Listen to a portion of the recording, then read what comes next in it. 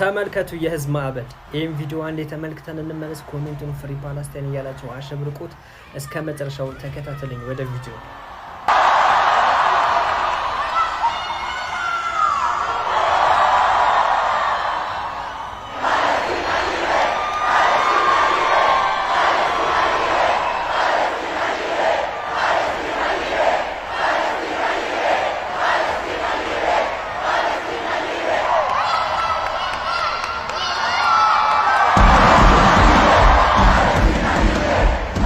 ክስተት የሆነው በሜክሲኮ ነው። ሜክሲኮ ውስጥ ትልቁ አደባባይ ታሪካዊ አደባባይ ተብሎ በሚጠራው ቦታ ላይ በሀገሪቱ ትልቅ የሙዚቃ ድግስ ወይም የሙዚቃ ኮንሰርት እየተደረገ ነበረና ብዙ ሺህ ህዝቦች ተገኝተው ነበረ።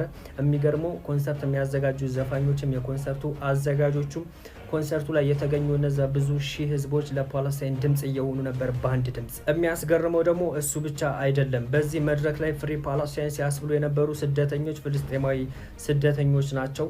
እጅግ ክብር ይገባቸዋል ይህን የሙዚቃ ኮንሰርት ያዘጋጁት። ምክንያቱም ይህን አስበውበት እነሱ መድረክ ላይ ክብር ሰጥቷቸው ህዝቡን ፍሪ ፓለስታይን ሲያስብሉ ነበረ።